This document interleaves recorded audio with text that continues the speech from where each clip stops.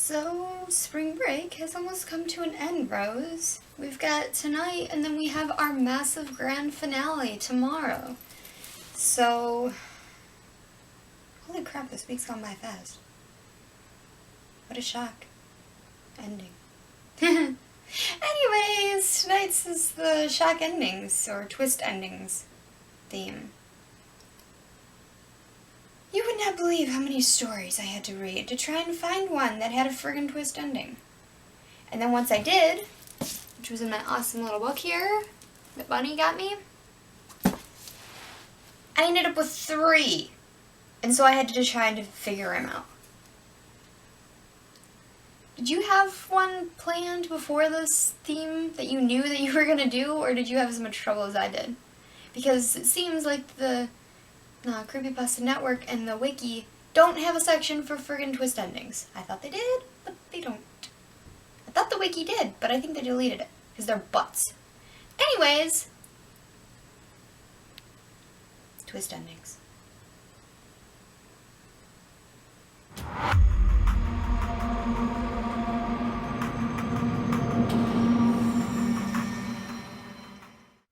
Hey Mingo, how are you today? Well, my story for today is You're Not Scared, right? Anywho, let's begin. You are lying in your bed. The dull whirring of your air conditioner is the only thing separating you from total silence. You know, that particular silence that is so heavy and so thick, it's almost the equivalent of a loud noise itself. The kind of silence where you could hear a pin drop 3 rooms away. The kind of silence that fills your ears with the sound of your own heartbeat as your ear presses against your pillow. That kind of silence. The dull whirring is the only noise you can hear. A noise that typically goes unnoticed until it's the only noise present. It's comforting, whether you realize it or not. A sort of white noise. But suddenly, your room is back at the temperature specified on the thermostat, and the whirring comes to a stop as the vent makes a dull clang. To your misfortune, you are not yet asleep, and the silence sets in. You should be comforted by the knowledge that you could hear anything and everything in your surroundings, making up for the lack of vision provided by the darkness. But you aren't. It's this very environment that sets you on edge, causes your heart to beat a bit faster, makes your body tense without explanation, and that makes you aware when you're not alone. But you are alone, right? You've been laying there with your eyes closed for almost 15 minutes now. And you made sure everything was normal in your room before you turned off the lights. You're a smart one. All those Facebook quizzes you took have just reinforced what you already know. If you were in a horror movie, you'd survive until the end. You've even made a carefully laid plan of what you would do in any of the situations you've read about on creepypasta.com. But that stuff is just nonsense anyway, right? You weren't scared. Or at least that's what you keep telling yourself. But wait, what was that? Was that the rustling of fabric? But you didn't shift in your bed or make any movement. Did you make that noise? No, you couldn't have. You're paralyzed in your bed, stiff with an unease that was not present until these very moments. You must have imagined it. You must have. You roll over to face the wall, Out of sight, out of mind. If there's something in the room with you, it will just have to accept that you are much too tired to deal with it at the moment. You're still stricken with uneasiness as you hear rustling again. This time, the rustling is accompanied by a soft thud on the ground. Your heart seizes in your chest. Did you really just hear that? No. You've gotten yourself worked up about nothing. You really should stop playing horror survival games so late at night. It messes with your brain. You're a rational person. Stop acting so childish and just fall asleep already. You close your eyes tightly, silently hoping sleep will whisk you away soon. You're practically begging for the safety of the non-existent dream world of your own creation. You're running away in a sense, but there's nothing there, right? You're just tired. I know. As your eyes are clenched tightly shut, you become aware that no matter how much you want to, you can no longer move your arms and legs. Come on now, are you really letting this get to you? What are you, 12 years old? Suck it up and fall asleep already. Now, more tense than ever, that unnerving sound echoes across the room again. The rustling of fabric, followed by a soft thud on the ground. Unwittingly, you're holding your breath now. Eyes shut as tight as possible. You have a childish urge to pull the blanket over your head. You're imagining it all. It's all in your head. I thought you were better than this. Your heart is pounding loudly in your ears now, but not loudly enough to drown out the now repetitive sound approaching from across the room. What's that rustling? Maybe you left some paper on the ground. That has to be it. And that thumping? Probably the cat, or the dog, or something. They probably ran in when you weren't looking before you closed the door. Yeah, you're just paranoid. The noise is now within a foot of your bed. And with your back to it, you don't dare turn around to investigate. Not that it would do you much good.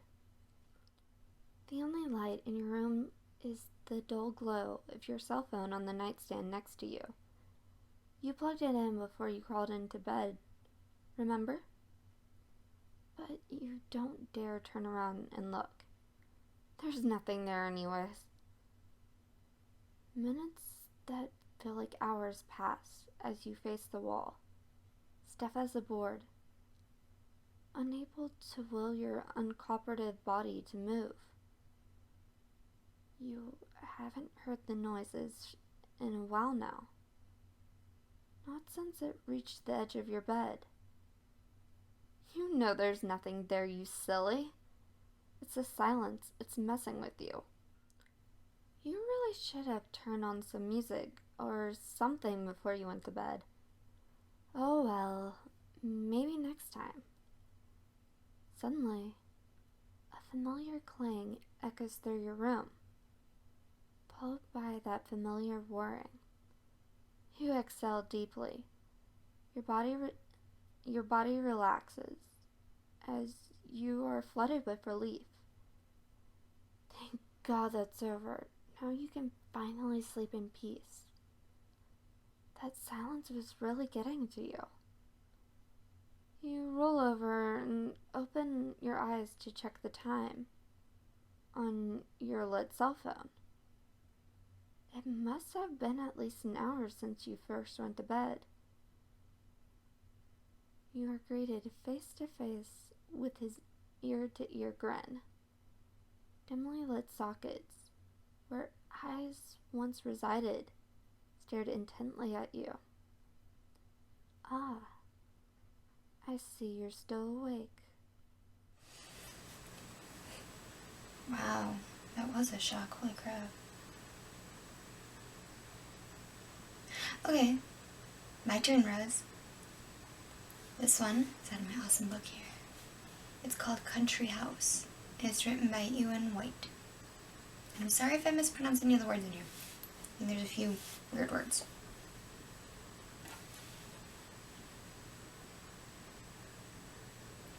It was a task that women everywhere, all over the world, do thousands upon thousands of times.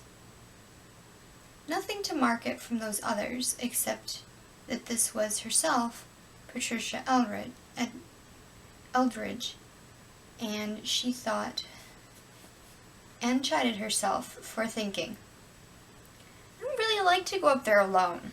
But that's silly, isn't it? Someone has to do it. And I'm the only someone. They had looked so hard for a place in the country. And the house in Belmore had been discovered by one of those accidents when the quest for just such a coincidence fitted in perfectly with its availability. Ray, of course, couldn't get away from the office. Their old car had made the trip up to Belmore a week ago for the final decision and the signing of the lease, but had sputtered home in poor shape and was now laid up in the repair shop. Never mind, she could get somebody from the next door apartment to stay with their 3-year-old son, she had told her husband. She'd take the train. The house was tucked away on a ridge, some miles outside of Belmore Village. It was all weather-beaten, shingled with a stone chimney, ivy-colored. For companions, the house had a forest that closed closely around it. The gurgling trace of a brook ran not far away from the back stone terrace. It was, as Ray Eldridge had said, a find. And if the price they'd finally been able to compromise on was a bit above what they wanted to pay, the sacrifice would certainly be worth it. It was afternoon before Patricia had time to think. The sun had fallen off to the west, but its rays coming through the bare February limbs of the trees that stood near the eaves sent lengthening shadows across the barren floors. She'd arrived soon after 11, taxied out to their house, and my, didn't that have a fine sound, from the Belmore station. The day had been taken up with those innumerable little things. The measuring and sizing up of rooms, where she and Ray would be, and then where they'd put Robbie. She had some curtain samples that she'd brought up from the city, and she tried to decide which would look nicest in the room that would be their parlor. For her, it was a happy indecision. She sat for a moment now, perched on a packing box in one of the upstairs rooms, still in her fur coat. For there was no heat in the house, and for the first time, she felt the chilliness. Her ears were ringing, something she'd noticed when she'd been up here with Ray a week ago. It was the silence of the country, an unaccustomed change for a city dweller who lives amidst the scenery and sounds of constant activity. A plane flying far above the Belmore Valley filled the winter air with its drone. And then there was a sound from outside. Pat got up, Mrs. Brown, the real estate agent, had said she'd drop out sometime during the day, just to see how things were coming along. What with the telephone not connected and all. As Patricia passed the mirror at the head of the landing, she shook her dark curls and thought that her fur coat looked just a bit shabby for folks who were buying such a scrumptious country house. But then, after all, you have to make certain sacrifices. The front door opened. You don't think of locking them in the country. And she took the first step of going down. The stairs crooked away, and she could see nothing but a pattern of yellow light against the turn of the stairwell. "Mrs. Brown?" she called. "Hello, Mrs. Brown." Of course it was Mrs. Brown. Or had the taxi man come early? It was a bit past 4. "Is that the taxi man?" For an answer, the door, and it was a heavy one, closed with a thud, and that was punctuated by a scuffling sound that faded almost instantly, but inside the house.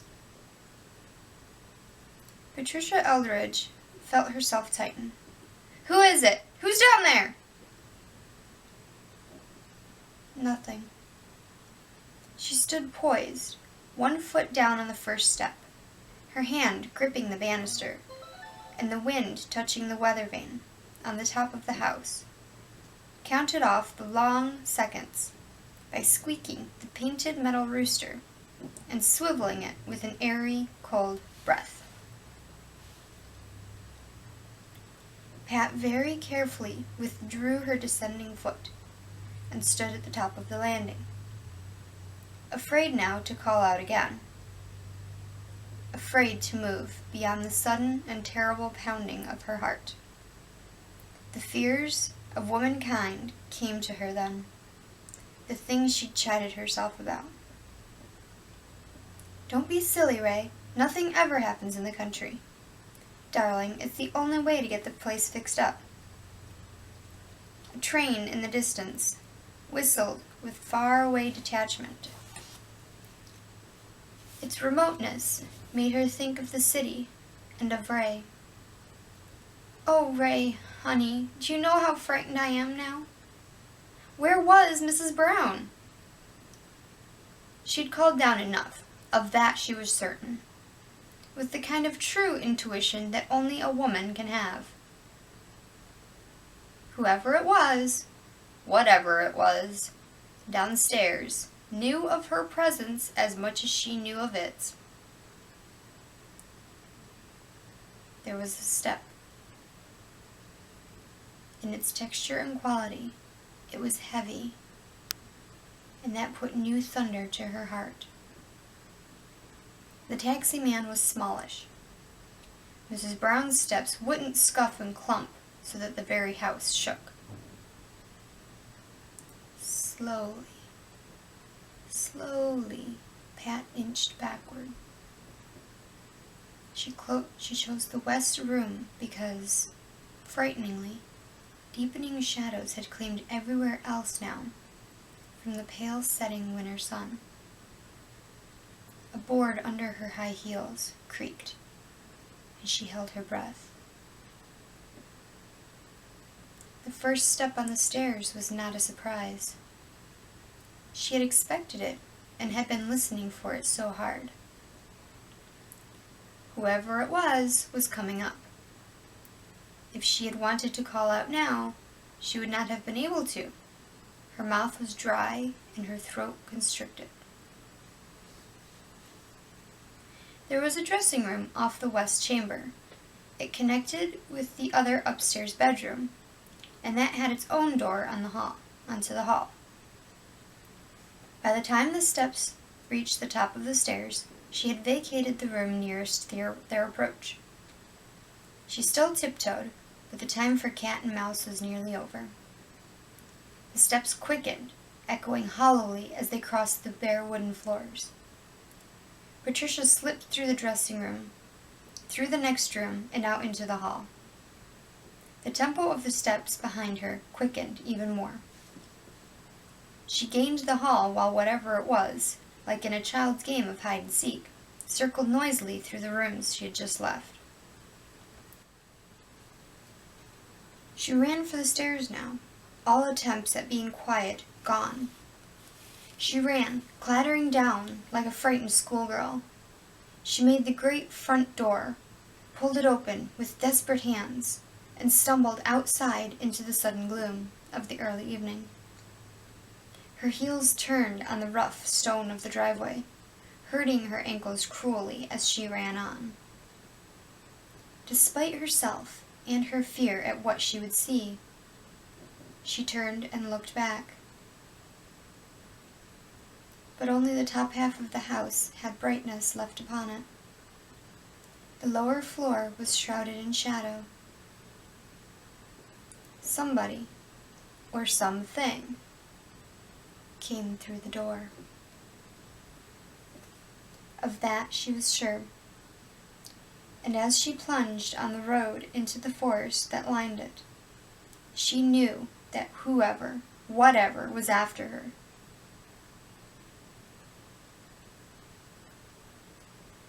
Patricia Eldridge ran as any hunted creature does, without direction, for she did not know the woods or the terrain they covered. But her instinct made her seek the darker places in the already blackening woods. And she ran agilely, with all the dexterity of her slim, strong, young body, as though she were back thousands of years in time, and in some primitive race of long ago. The terror in her was a thing of civilization, though. The fears that crowded down upon her mind forced her heart to race, even more than the strenuous activity of running. Behind, in the darkness, though now she turned not once to look, as if afraid of confirming her worst fears. The crashing sounds of her pursuer were unmistakable. An outflung branch caught her across the face, cutting her cheek and her mouth. But she ran on, barely slackening stride, feeling the moistness of blood upon her face.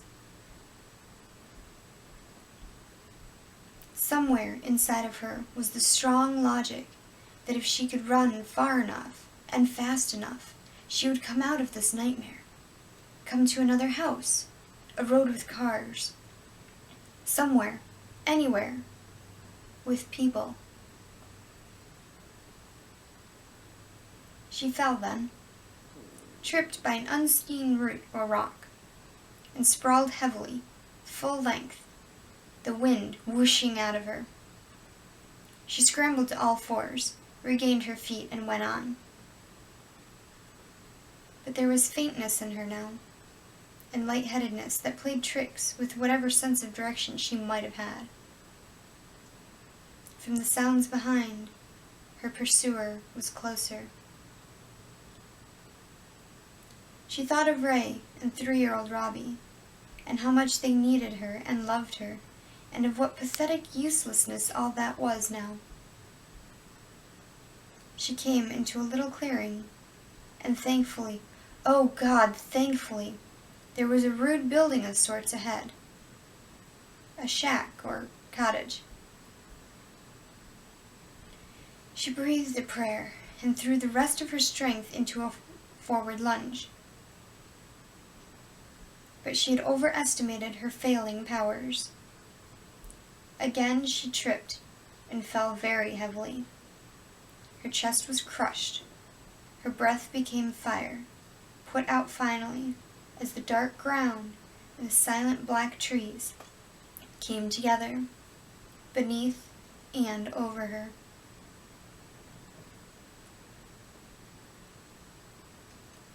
When Pat came to, it was to feel with relief a hard wooden floor beneath her.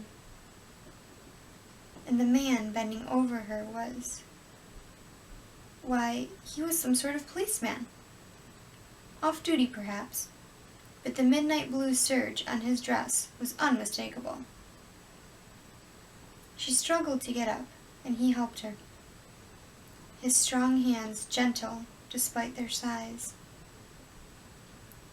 Profound relief battled with the awful terror and panic she felt so recently. For a while, Pat could say nothing. And then, because prosaic things came so much more easily than the myriad questions in her mind, she asked, "Can I sit in your toolbox here?" He nodded, and she sat there, fighting to regain composure, seeing that her hands were still trembling, and then finding the self-control to say, Somebody was chasing me out there. I don't know who or what. I guess I fell and fainted." He nodded. "You're all right now," he said. His voice was gruff and large, as the man himself, and in the largeness she felt a warm security. Here, but a few moments ago, there had been nothing in her but terror and desperation as the result of that horrible horror and a terrible cold reconciliation when there seemed there was no escape. Pat fluttered her hands and tried to stand up. "Thank you so much. I wonder if you could help me. Show me how to get back to the house. I don't even know what time it is. The taxi man's coming and..." She started to rise, and weakness almost took her legs from under her. Patricia sank back on the box. He nodded his head as though in agreement with her decision. "You'll feel better after a bit, I dare say." He turned to something he was brewing on a small stove, and she saw gratefully that a pot of coffee percolated there. After a while, he brought a cup over to her. "Milk's all I've got," he said apologetically. He watched her drink the coffee, and she noticed what kind, sky-blue eyes he had. She set the cup down and thanked him again. "You're a policeman. Is this your home or..." "Outpost," he supplied laconically. She wondered if he had a pretty wife and a 3-year-old like Robbie. Patricia had enough interest now to look around the cottage. It was filled with man stuff. There were a couple of animal traps in the corner, tools, a lantern, and on the wall, a rifle and a policeman's cartridge belt with what looked to be a holster. She asked him about the house, her house, theirs, Ray's and Robbie's. Sure, he knew it well. In fact, did you know he'd lived there once for a short piece himself? He smiled wryly. He'd lost his wife there. She was contrite, even as he answered. There had been a couple of tenants since then. Families? No. 2 single folks. One a policeman. What, another policeman? She didn't think of the law as having enough money to own a place like that. Well, in some periods when the houses stood untenanted. Skip it. And Mrs. Clerk, an older woman. He became a little more loquacious. Always thought it was better to have that place empty. She could understand that, and she dropped the issue. After his wife and all. Poor man. Poor lonely man, with those sky-blue eyes that were wide, almost like a child's. Irrelevantly, it made her think of that line from Gilbert and Sullivan. A policeman's lot is not a happy one. Patricia was feeling better. The coffee was good and strong, and its heat had spread strength through her veins and limbs. I think I could try getting back now, she said dutifully. Could you show me? I'd have to, the man replied. Gracious, it certainly is lonely around here. What do you suppose? The question had been nagging at her. What do you suppose? Who do you suppose it was after me out there? I shouldn't think, she gave a small laugh, that Belmore would have such a crime problem. Hard to tell, was his only reply. She guessed he knew his job. For all she knew, he'd routed her pursuer when he'd come upon her outside this cottage. The dial on her wristwatch was nagging her. It was getting late. In fact, the taxi man would have come and gone, or come and be waiting at the house. She'd already missed the train she'd planned on taking back, and Mrs. Brown might have visited and would be worried that she wasn't there. You can't take somebody like this off of his beat, or duty, or whatever they call it in the country, she reasoned. And it was important to her, as it would be to Ray, to get off on the right foot in this community. Country people aren't the same as their urban cousins. They did things, well, pretty much when they got around to them, foregoing the feverish tempo of the city dweller. She thought it over carefully, and finally said, almost tentatively, if you'd give me a lantern, show me the way, and just start me off, I'm sure I could. He was silent for a moment, as though he mulled it over, and then he shook his head determinedly. No, he said. No, that wouldn't do. She waited, thinking that chivalry was warring with duty in his case. When he said nothing more, after a reasonable length of time, she put in again. Really, I do have to start back. How far are we from the house or road? He was tinkering in the corner again, and as she rose from the toolbox, almost impatiently now, he was humming to himself, and it irritated her a bit, even through the gratitude she'd felt for his help earlier. It was as though her time, her appointments, and responsibilities were as nothing to him. Oh, these country people!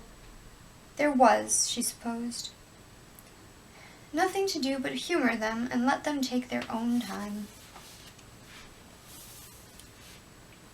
Did he think that she was ungrateful, or did he, like so many rural characters, resent her because she was from the city? She realized the news gets around in a small place, and that by now, in Belmore, everybody in Belmore would know about the Eldridges, city folk who had bought the empty house out in the valley. But still, this was hardly fair. He was, well, quite maddening. Please, she said, with an edge of sharpness in her voice. He left the corner, and whatever small, irrelevant task he'd been doing there, he shrugged his massive shoulders and said, Well, I've got to get to work.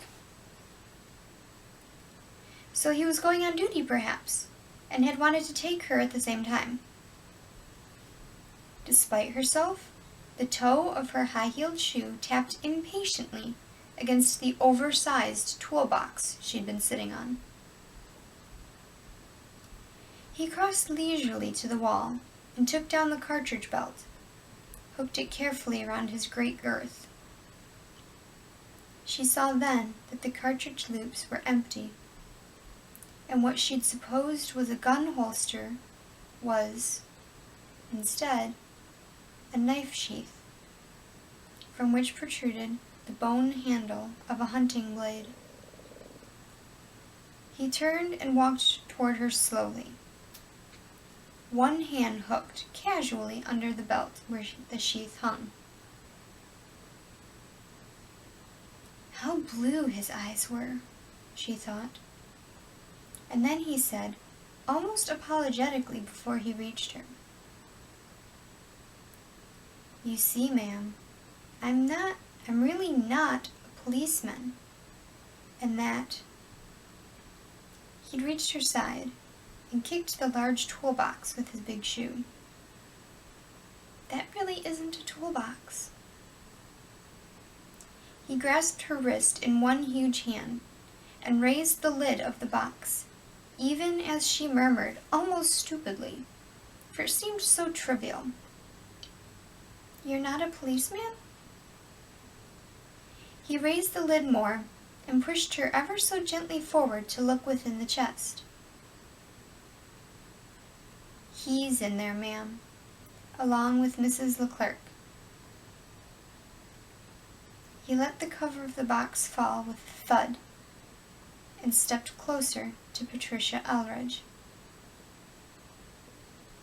She didn't even have time to be frightened.